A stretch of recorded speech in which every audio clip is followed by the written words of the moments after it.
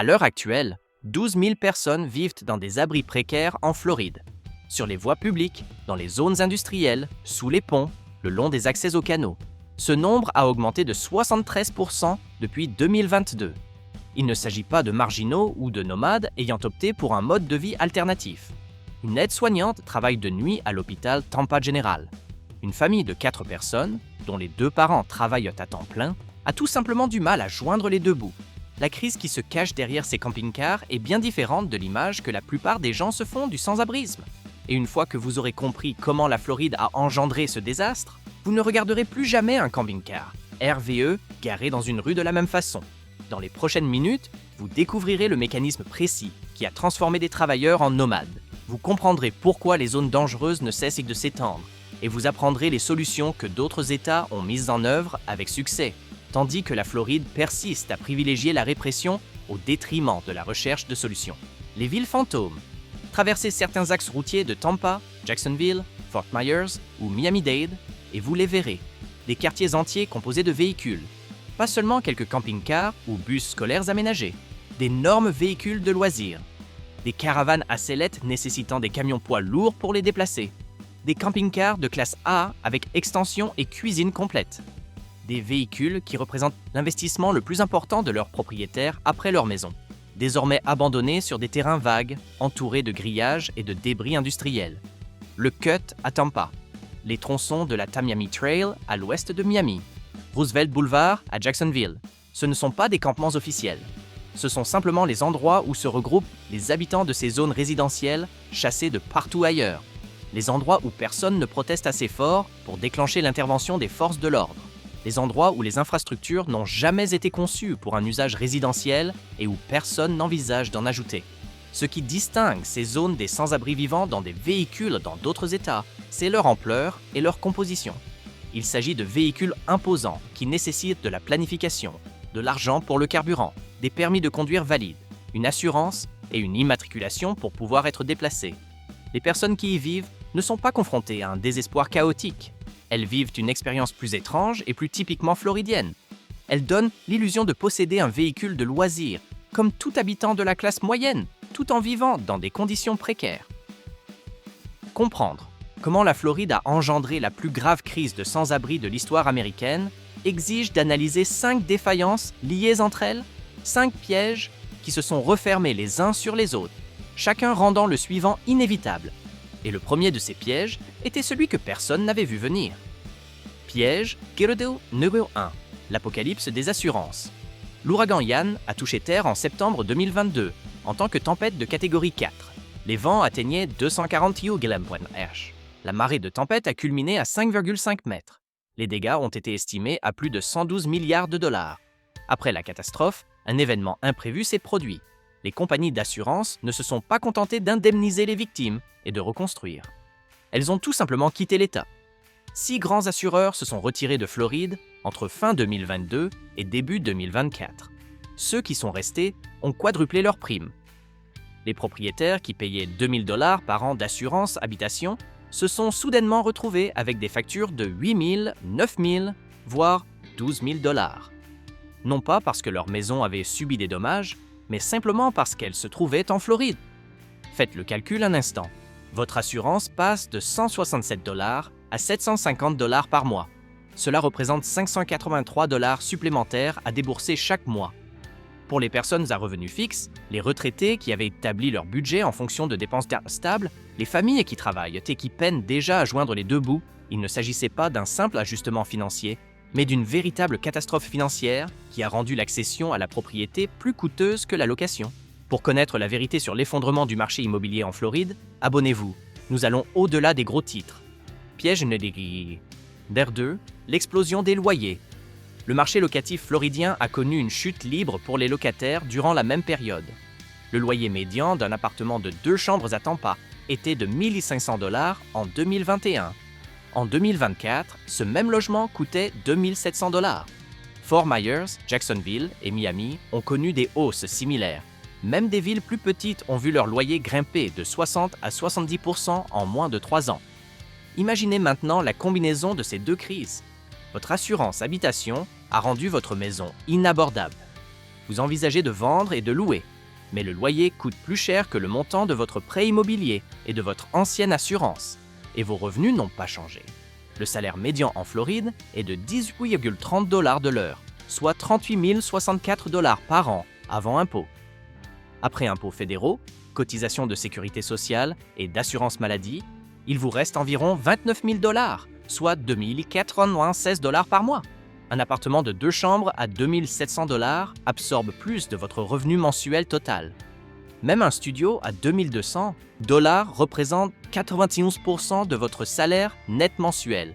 Vous travaillez 40 heures par semaine au salaire médian de Floride et le calcul est tout simplement impossible. Aucune stratégie budgétaire, aucun sacrifice ne permettra de concilier ces chiffres. L'équation est fondamentalement erronée. Alors, face à l'impasse des calculs, les gens ont fait le seul choix logique, acheter des camping-cars. Pas des neufs, car ils coûtaient 100 000 $, voire plus. D'occasion. Des camping-cars et des caravanes à sellettes de 10, 15, 20 ans, encore en état de marche, avec un toit intact, offrant encore un abri. Nombreux étaient ceux qui en possédaient déjà, acquis à une époque plus faste pour les vacances en famille ou la retraite. Soudain, ce véhicule de loisir est devenu leur résidence principale. Piège 3. Aucun endroit où se garer en Floride, il est pratiquement impossible de stationner légalement un RV à long terme si l'on n'est pas fortuné. Les campings pour RV que certains imaginaient utiliser appliquent des règles qui excluent la plupart des véhicules abordables. La règle des 10 ans est la norme en Floride. Si votre RV a plus de 10 ans, la plupart des campings vous refuseront l'accès, quel que soit son état. Les propriétaires de camping souhaitent que leurs installations soient de standing et ne veulent pas que des véhicules anciens nuisent à l'esthétique des lieux. Les parcs qui acceptent les véhicules anciens pratiquent des tarifs touristiques, car c'est leur modèle économique. 60 à 80 $ la nuit. Cela représente 2 400 à 3 000 $ par mois, rien que pour une place de parking avec branchement. Les personnes vivant dans des zones résidentielles, faute de moyens pour se loger, ne peuvent certainement pas se permettre 3 000 $ par mois pour le stationnement. Elles ont donc essayé de se garer dans la rue, dans les quartiers résidentiels, sur les parkings commerciaux, partout où un gros véhicule peut stationner légalement. C'est alors qu'ils ont découvert que chaque municipalité de Floride avait des règlements interdisant précisément ce qu'ils voulaient faire. Stationnement de nuit interdit dans les rues résidentielles. Stationnement de nuit interdit pour les véhicules de plus d'une certaine longueur sur les parkings commerciaux. Interdiction de dormir dans son véhicule sur la voie publique. Chaque option était formellement interdite. La seule solution légale à long terme était les parcs résidentiels, qui n'acceptent pas les véhicules ou facturent un prix supérieur à celui des appartements. C'était un cercle vicieux sans issue. Piège 4. La spirale de citation.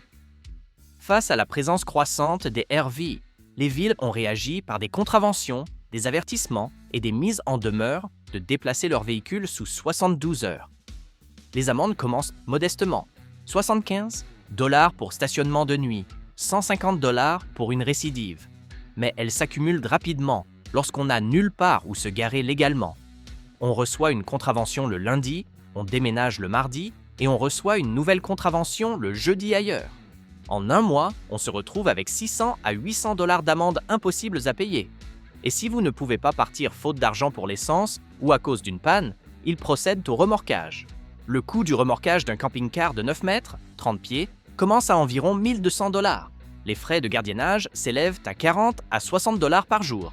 Pour une personne qui vit au jour le jour, c'est une véritable catastrophe. C'est la perte définitive de son logement, de son moyen de transport et de tous ses biens. La plupart des gens ne récupèrent jamais leur véhicule à la fourrière.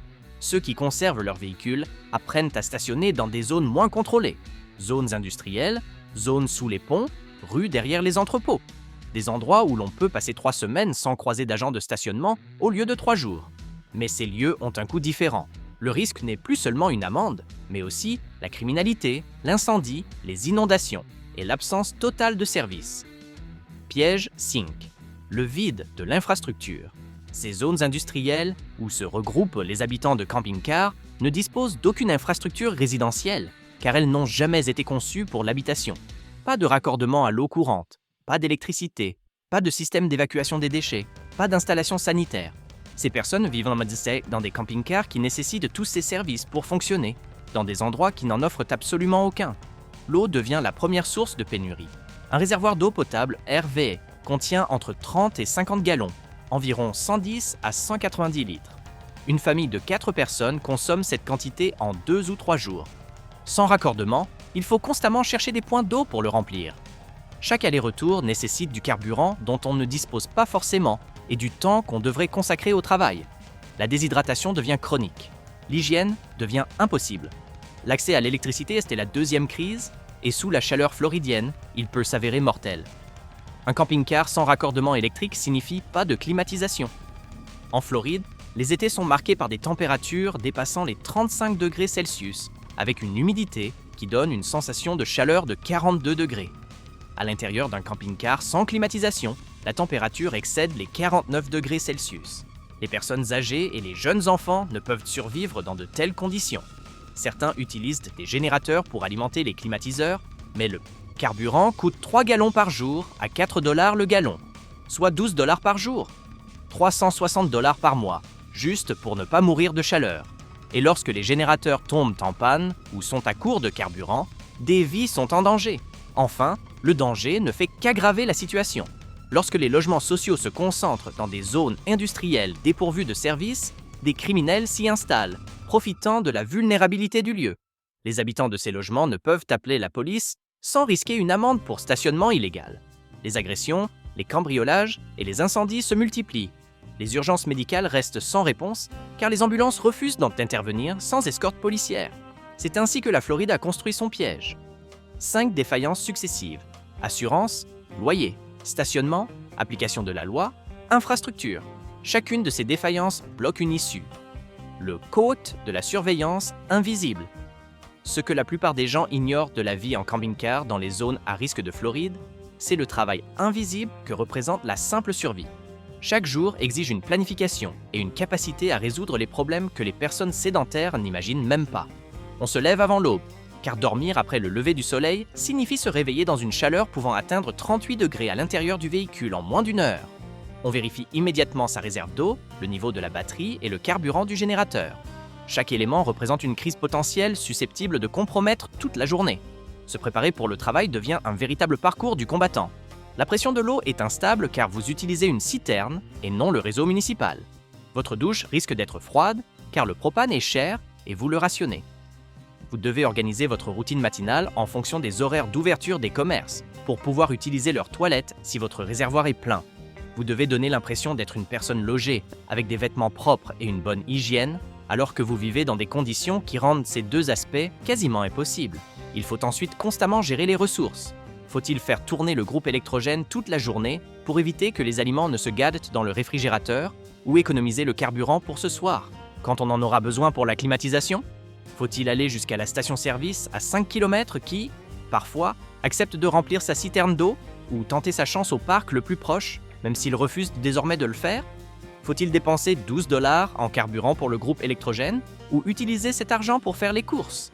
Chaque décision implique des compromis auxquels les personnes logées n'ont jamais à faire face. Garder son emploi devient exponentiellement plus difficile. Impossible de dire à son employeur qu'on vit dans un taudis, de peur qu'il nous prenne pour des personnes peu fiables ou instables. Alors on continue de faire semblant. On arrive à l'heure. On reste propre et présentable. On fait comme si on était rentré chez soi la veille, et non dans une voiture garée derrière un entrepôt.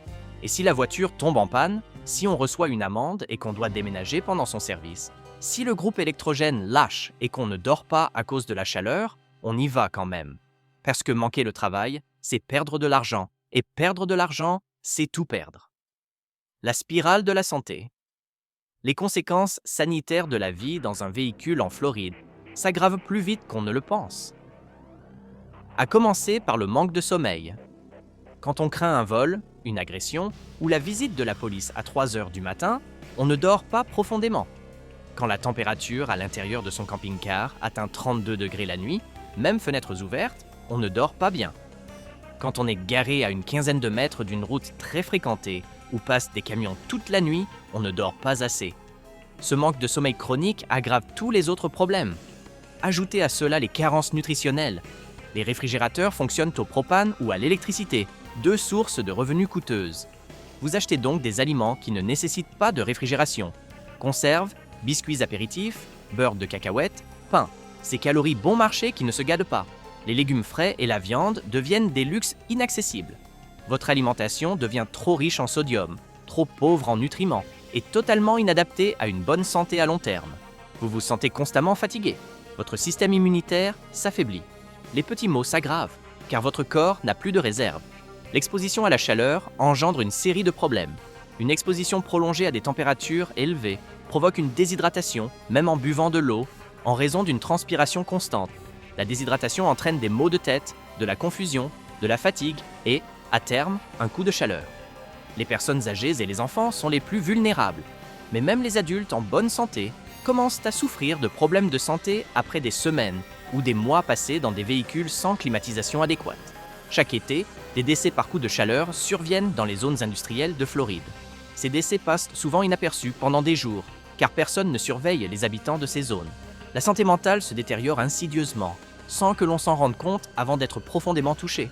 Le stress constant de ne pas savoir où se garer demain, la peur d'une amende, de la mise en fourrière et finalement de la perte totale du véhicule. La honte de vivre dans sa voiture alors qu'on a respecté toutes les normes sociales. L'isolement dû au secret imposé par le fait de cacher sa situation à tous ceux qui vous connaissent. L'épuisement de maintenir les apparences d'une vie normale en pleine crise. La dépression devient quasi généralisée. L'anxiété devient permanente. Et accéder aux soins de santé mentale nécessite une assurance, un domicile stable et des systèmes de rendez-vous qui ne sont pas adaptés aux personnes vivant dans leur véhicule. La crise des enfants. Ce que représente le fait de vivre dans un véhicule pour les enfants constitue une véritable catastrophe. Les enfants vivant dans des véhicules aménagés sont confrontés à des obstacles que les enfants logés ne rencontrent jamais. À commencer par l'éducation. Comment se concentrer sur ses devoirs lorsqu'on les fait à la lampe de poche pour économiser la batterie? Comment réaliser des travaux nécessitant une connexion Internet sans Wi-Fi fiable? Comment réviser pour les examens dans un environnement chaotique, bruyant et en perpétuel changement? Les écoles exigent une adresse pour l'inscription, une adresse stable. Lorsqu'on déménage tous les 2 ou 3 jours pour échapper au contrôle, maintenir l'inscription scolaire devient compliqué. Certaines familles mentent sur leur adresse. D'autres utilisent celle de proches ou d'amis. Certaines finissent par inscrire leurs enfants dans des écoles éloignées de leur domicile, simplement parce qu'ils y habitaient à la rentrée. Les trajets domicile-travail constituent un autre problème. L'essence coûte cher. Le temps passé en voiture est du temps perdu pour les devoirs ou le sommeil. L'isolement social est brutal. Les enfants apprennent vite à ne pas inviter leurs amis, car révéler qu'on habite dans un taudis revient à révéler qu'on est sans abri. Plus de fêtes d'anniversaire, plus de rencontres entre enfants. Le développement social normal de l'enfance est fortement perturbé, voire totalement anéanti. Les enfants deviennent secrets, renfermés ou sur la défensive. Ils apprennent à mentir sur leur lieu de résidence. Ils apprennent la honte avant même d'apprendre les bases. L'accès aux soins de santé devient quasiment impossible. Les rendez-vous chez le pédiatre exigent une adresse stable et un numéro de téléphone fiable. Les carnets de vaccination se perdent lorsqu'on déménage constamment. Les visites médicales de routine sont impossibles à assurer, car il est trop compliqué de coordonner les rendez-vous avec l'école, le travail et les problèmes de stationnement. Les enfants tombent malades et ne sont pas soignés car les urgences sont coûteuses et nécessitent un suivi difficile à organiser. Des problèmes de santé mineurs s'aggravent faute de prise en charge. Le traumatisme s'aggrave. Les recherches montrent que l'instabilité du logement durant l'enfance est corrélée à des résultats scolaires moins bons dans pratiquement tous les domaines mesurables. Baisse des scores aux tests, taux d'abandon scolaire plus élevé, risque accru de troubles mentaux et probabilité plus importante de chômage à l'âge adulte.